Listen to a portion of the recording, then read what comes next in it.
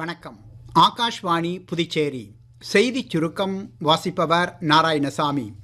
இந்தியாவின் வளர்ச்சியை தூண்டி வரும் ஆற்றலே கடல்சார் துறைதான் என்று பிரதமர் திரு நரேந்திர மோடி கூறியுள்ளார். இந்திய கடல்சார் வார விழாவின் ஒரு பகுதியாக மும்பையில் இன்று மாலை நடைபெற்ற கடல்சார் தலைவர்கள் மாநாட்டில் உரையாற்றிய அவர், கடந்த 10 ஆண்டுகளில் இந்தியாவின் கடல்சார் துறையில் முக்கிய சீர்திருத்தங்கள் ஏற்பட்டுள்ளதாகவும் இதனால் துறைமுக கட்டமைப்பு வலுவடைந்து வர்த்தகம் ஊக்கம் பெற்றுள்ளதாகவும் கூறினார்.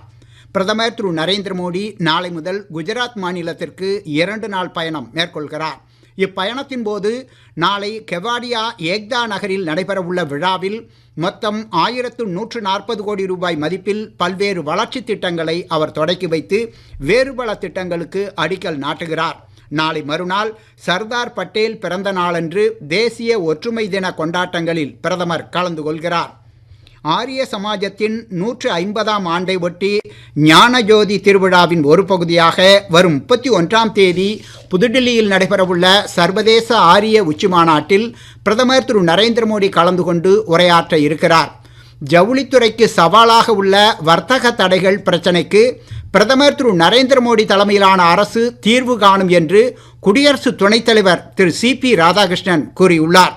இன்று திருப்பூரில் நடைபெற்ற பாராட்டு விழாவில் பேசுகையில் அவர் இவ்வாறு கூறினார். நேற்று இரவு நரசப்பூர் அருகே ஆந்திரா ஏனாம் கரையை கடந்த மோன்தா தீவிர புயல் இன்று படிப்படியாக வலுவிழந்து வருகிறது. நவம்பர் 4ஆம் தேதி வரை தமிழகத்தில் ஓரிரு இடங்களிலும் புதுச்சேரி காரைக்கால் பகுதிகளிலும் மிதமான மழை பெய்யக்கூடும் என சென்னை வானிலை ஆய்வு மையம் தெரிவித்துள்ளது. புதுச்சேரி அரசின் நிதி மற்றும் வருவாய்த்துறை செயலர் திரு கிருஷ்ணமோகன் உப்பு இன்று ஏனாமில் மோன்தா புயலால் ஏற்பட்ட தாக்கங்களை நேரில் பார்வையிட்டு ஆய்வு செய்தார். புயல் பாதிப்புகளுக்கு ஈடாக புதுச்சேரி அரசு ஏனாமில் அனைத்து குடும்ப அட்டைதாரர்களுக்கும் தலா 5000 வழங்க வேண்டும் என புதுச்சேரி அரசின் டெல்லி சிறப்பு பிரதிநிதி திரு மல்லாடி கிருஷ்ணராவ் கோரிக்கை விடுத்துள்ளார். இத்துடன் இந்த செய்திச் சுருக்கம் நிறைவு பெறுகிறது.